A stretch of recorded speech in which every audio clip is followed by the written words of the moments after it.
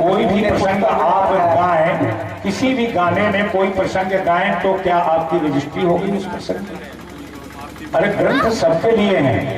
कोई भी प्रसंग आप गाएं और उसका जवाब हम किसी भी प्रसंग से दें, फिर आप कहो कि ये तो मैंने गा दिया था, उस तर्ज में गाया था, तो तुम्हारी रजिस्ट्री तो हो नहीं गई है। और फिर किस रजिस्ट्रार ने की है मुझे बताओ? ये अच्छी बात नहीं है। प्रसंग सबके हैं, सब कीर्तनकार कोई भी प्रसंग गा सकते हैं। अब ये है कि हूबहू, क्योंकि विशेषता कीर्तनकारों में प्रसंगों की नहीं है। कीर्तनकारों में विशेषता अपने काव्य कला की होती है कि आपने अपने शब्दों में उस प्रसंग को कैसे ढाला है, ये अलग बात है। और फिर आज तक अगर मैंने तुम्हारे किसी भी काव्य कला को गाया हो तो बताओ, तो मैं कीर्तन गाना बंद कर दूंगा। आज तक का मेरा रिकॉर्ड है। आप ज्यादा हरि किशन की बात करती है, मैंने आज तक किसी भी कीर्तनकार के काव्य कला के एक शब्द को भी नहीं गाया, एक शब्द को भी नहीं गाया, लेकिन अपनी कविता जरूर गाई है। और जो प्रसंग ग्रंथों में मिले हैं उनको अपनी कविता में ढाल के जरूर गाया है। लेकिन मैंने किसी के आज तक प्रसंग की जो कविता बनी है वो कविता नहीं गाई, किसी की नहीं गाई, आज तक का रिकॉर्ड है।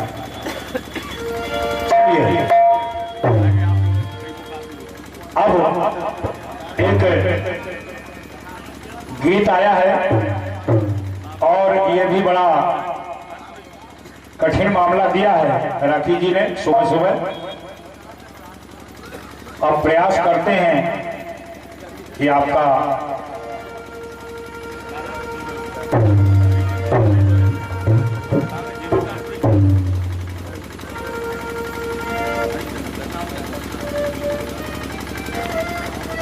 बंदे पेड़ी होगा दादा।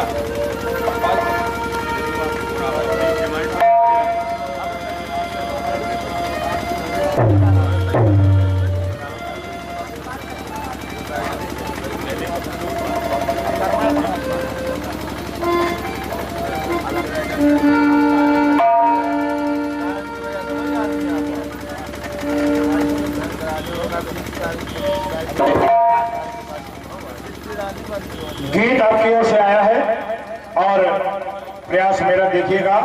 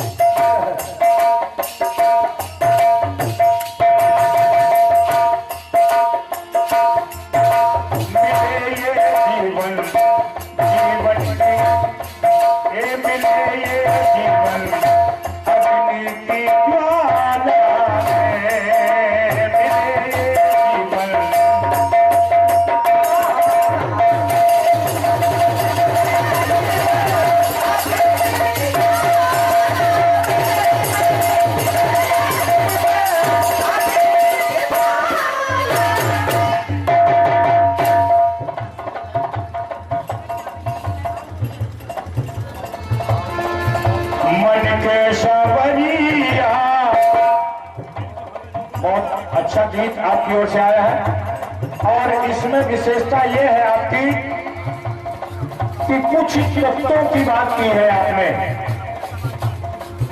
अग्नि और जल तत्व की बात, कि इसमें कुछ ऐसी बात मिल जाए तो प्रयास देखिएगा। अग्नि से कुछ बातें पैदा की हैं, कुछ कुछ जल से, जल ही जीवन है, यानी जीवन अग्नि से भी मिला है और जल से भी मिला है। अब इधर जवाब में देखिएगा,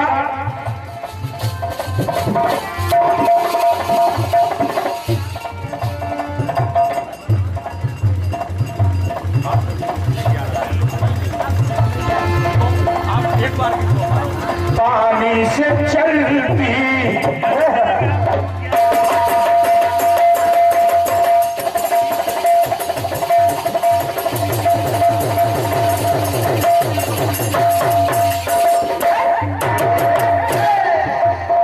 अरे पानी से चलती जिंदगानी, बात सभी की जानी मानी, बात सभी की जानी मानी।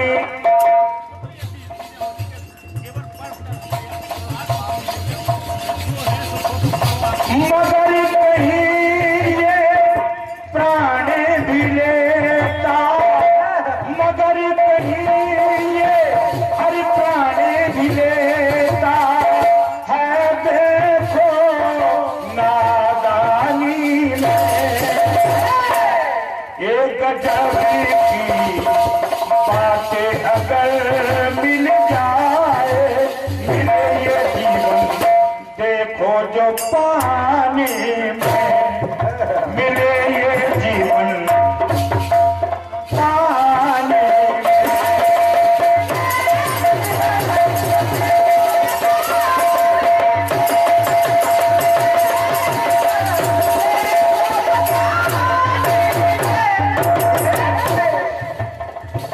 सर को उठाए पद का असर है। अब देखिए, इंद्र एक बार भगवान शंकर के यहाँ पहुंचे, और कैसे पहुंचे? सर को उठाए पद का असर है, और सर ना झुके तो कैसे होगा वसर।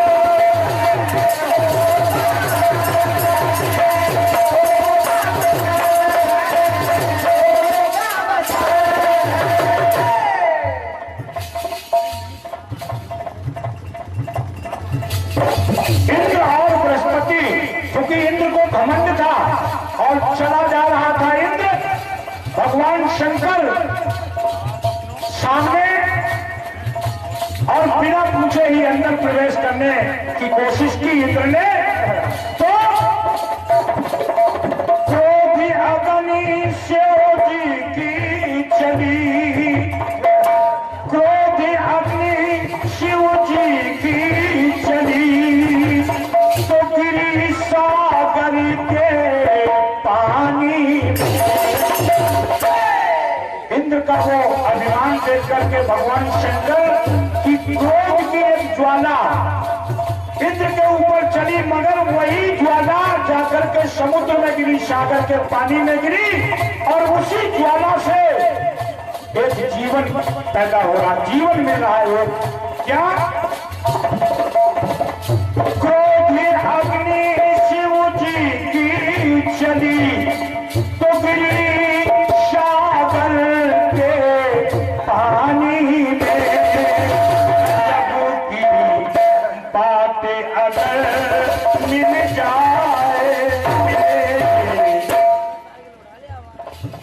गजब की अरे बातें अगर मिल जाए, मिले ये जीवन सागर के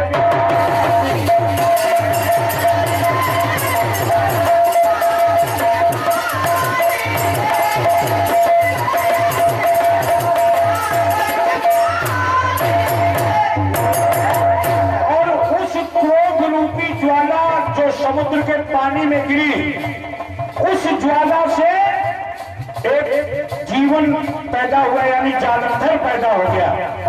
जालंधर पैदा हो रहा है, तो चूंकि आपने एक तत्व से कुछ जीवन बताए हैं, हम जल तत्व से कुछ जीवन बता रहे हैं। गजब की बातें अगर मिल जाए, सागर के पानी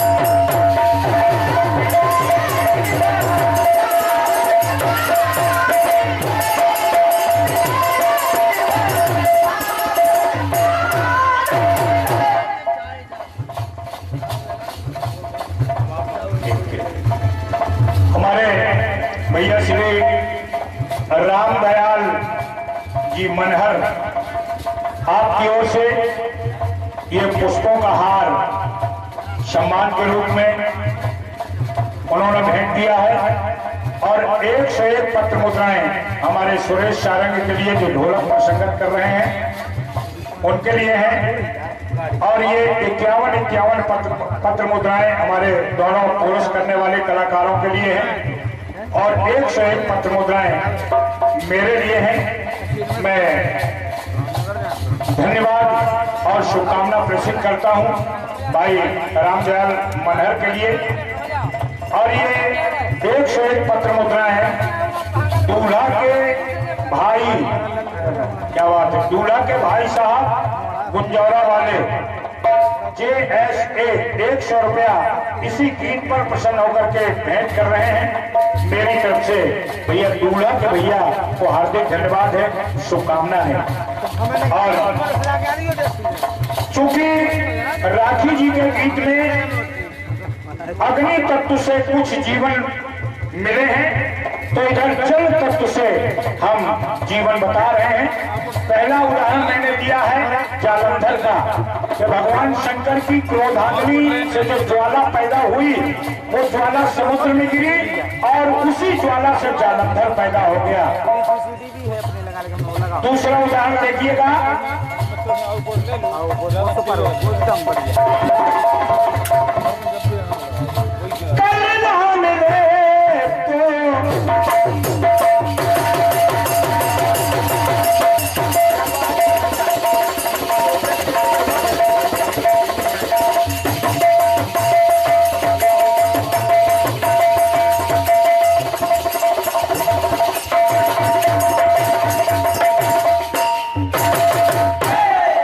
ऋषि शिलाद की बात कर रहा हूं मैं।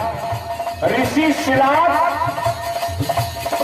उनकी पत्नी, चूंकि पुत्र नहीं था, उनकी पत्नी ने कहा कि मुझे शंकर भगवान जी जैसा पुत्र चाहिए। शंकर भगवान की तपस्या की ऋषि शिलाद ने और फिर हुआ क्या, कल ना मिले तो ऋषि बल विकल है और कल मिल गया आया जो हल निकल। हल जोत रहे थे तो जोत रहे हल, अरे निकला पसीना, जोत रहे हल निकला पसीना, अरे मेरा सुख है जिंदगानी मां। भगवान शंकर जैसा ही चूंकि पसीना गिरा और उस पसीने की बूंद से पुत्र पैदा हुआ, पसीने की बूंद से पुत्र पैदा हुआ तो जो भी रहे हल निकला पसीना, और मेरा सुख है जिंदगानी जब की बातें अगर मिल जाए मिले ये जीवन, अरे मिले ये जीवन पसीने के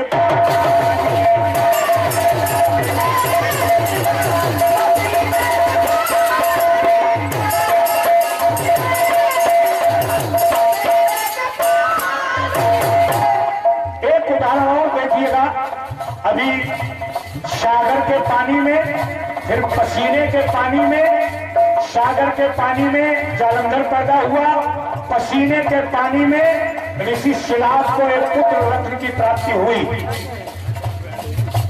और वही जो मुख्य पार्षद रहे हमारे भगवान शंकर के नंदी, उनका नाम नंदी पड़ा। एक तीसरा उदाहरण देखिएगा, माता पार्वती ने भगवान शंकर के शरीर को एक दिन सर्पों से सजाया तो हुआ क्या, माता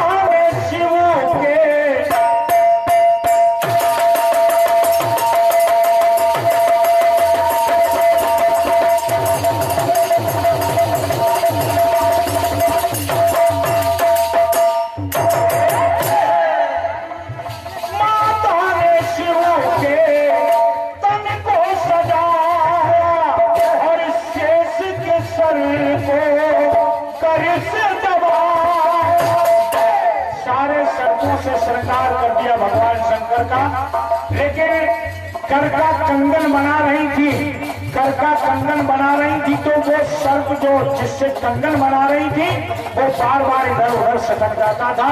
तो उन्होंने जोर से दोनों हाथों के अंगूठे से जोर लगाया कि ये बार बार निकल ना जाए। तो उस सर्प के दोनों आंखों से एक एक बूंद आंसू निकला। तो हुआ क्या, अश्रु निकले तो शेष के आए, तो आया मोरे कहानी में।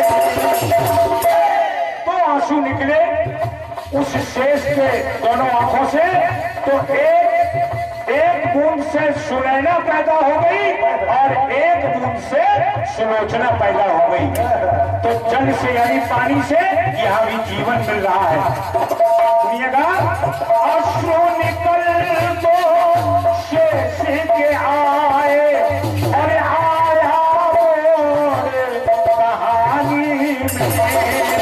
गजब की बातें अगर मिल जाए, मिले जीवन अश्रुवन के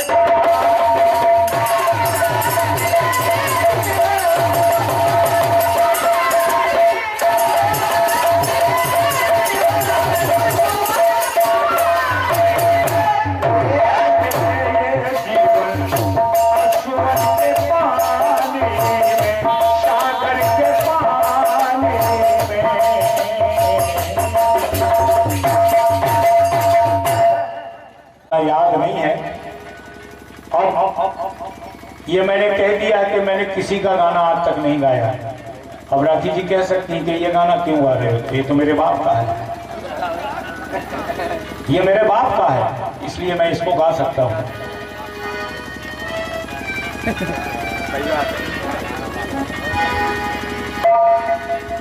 कई की बात मुरी सजनी, एक बात मुरी सजनी, गठियालो चुनरिया में,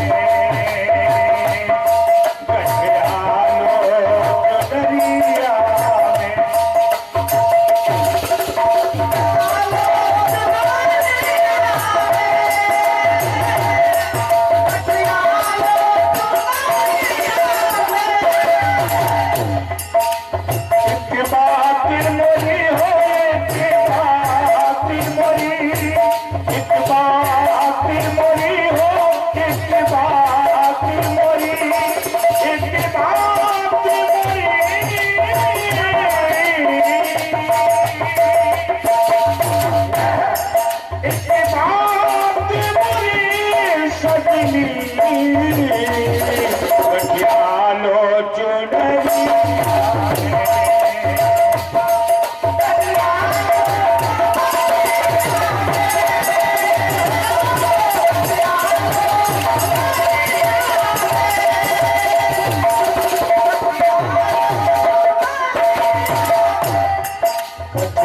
में।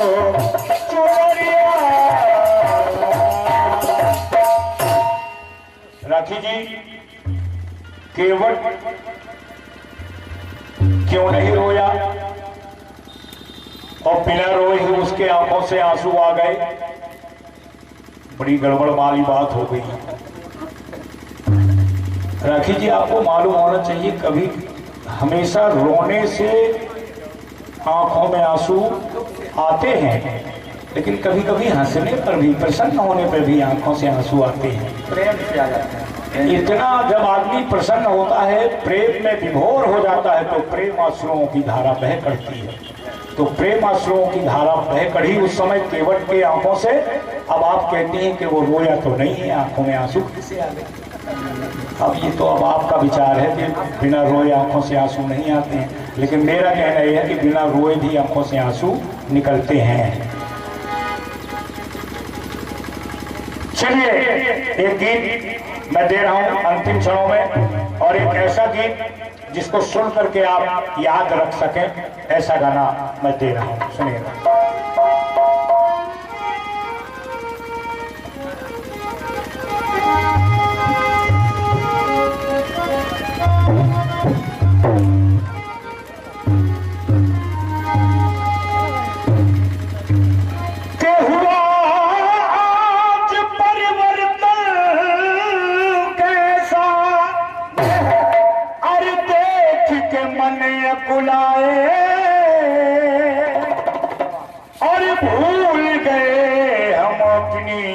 संस्कृति तो होता पतन दिखलाए।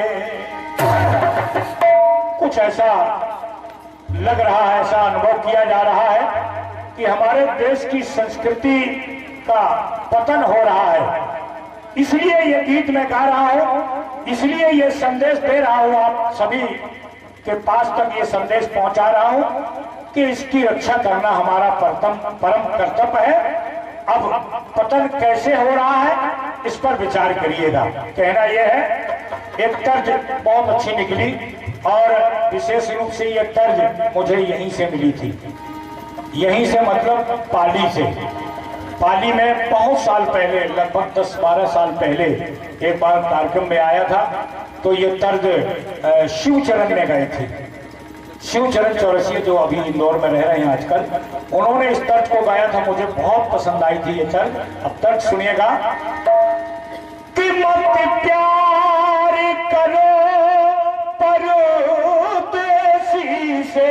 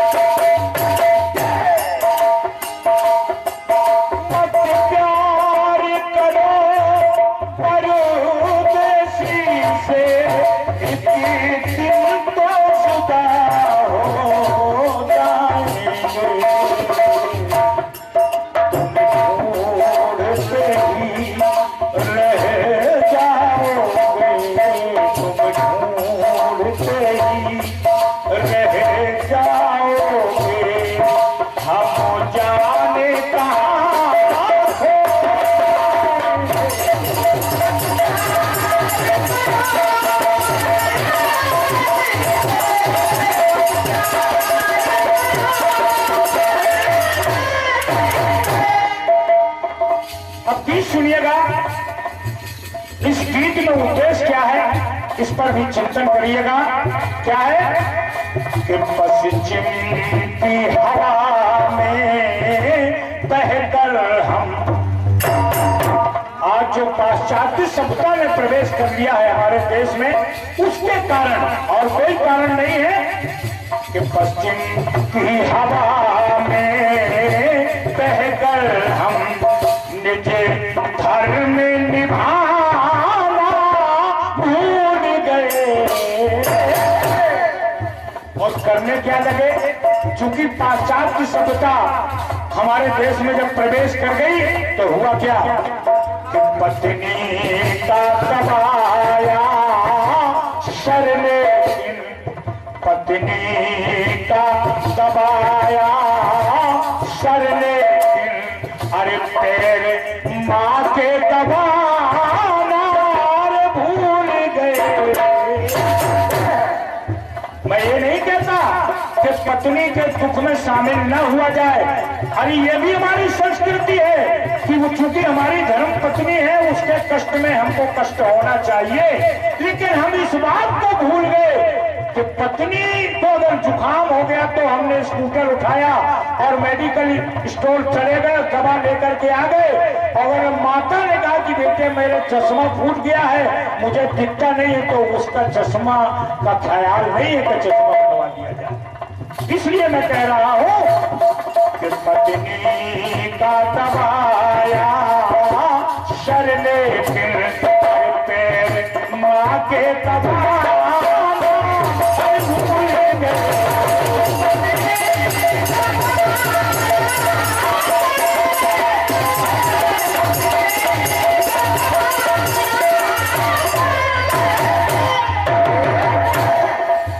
अब देखिए हमारी संस्कृति थी क्या, हमारी संस्कृति क्या कहती है कि श्री राम चरित मानस गंगा हर घर आंगन में बहती थी। चाहे देहात में चले जाइए, चाहे कस्बे में चले जाइए, चाहे शहर में चले जाइए, कहीं ना कहीं रामायण का पाठ होता जरूर मिलता था। लेकिन वही रामायण की चौपाई हमारे लिए क्या साबित होती थी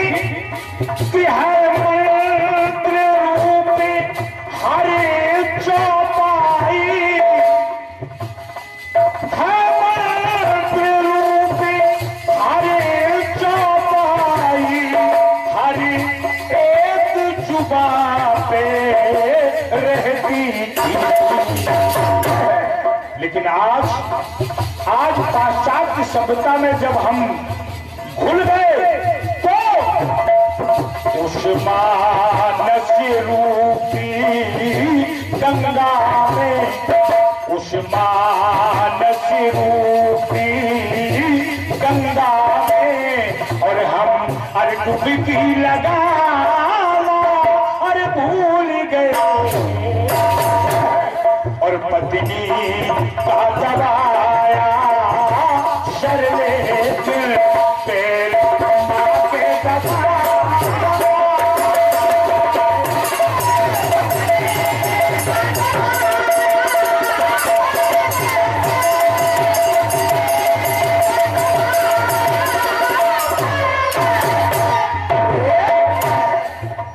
एक और बात बता रहा हूं कि हमारी संस्कृति क्या थी, क्या रही है, क्या है। हर अंग में वास है देवों का,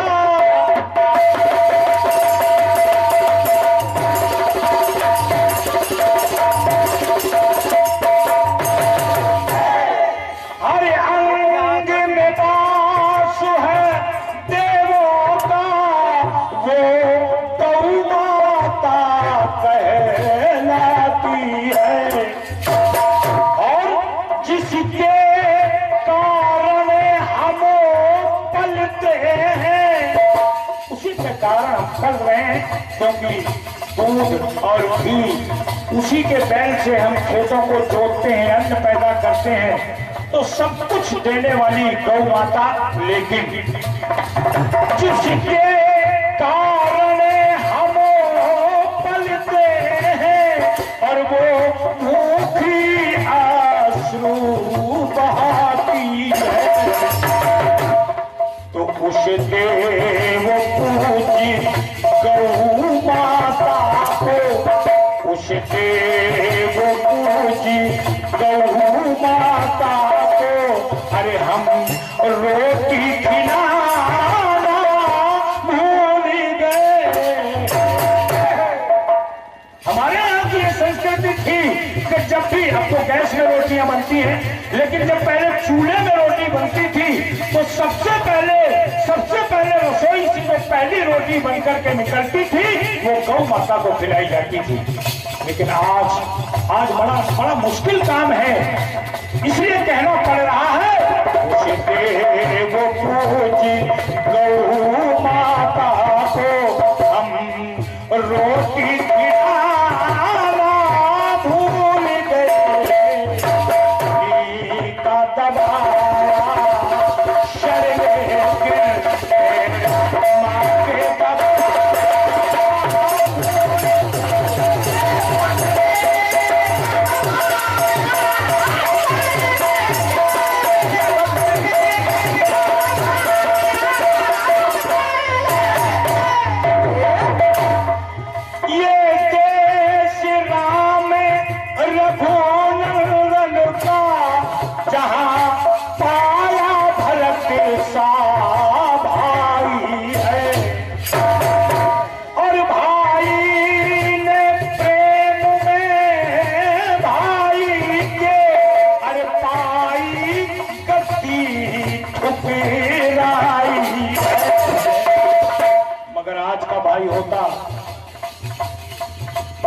आज का भाई होता तो बहुत अच्छा हुआ, बड़े भैया का वनवास हो गया, चलो हमें कम से कम राज सिंहासन तो मिला। लेकिन नहीं, हमारी संस्कृति ये कहती है, और अगर आज उसी संस्कृति की हम रक्षा करें, उसी संस्कृति का अनुकरण करें, तो हमारे परिवारों में विभाजन कभी हो नहीं सकता। क्यों? आज स्थिति ये बन गई है कि हमें आज स्वार्थ में भाई को, हम आज स्वार्थ में भाई को और सीने से लगाना और भूल गए। और पत्नी का दबाया शर्ले गिर फिर माँ के दबाया।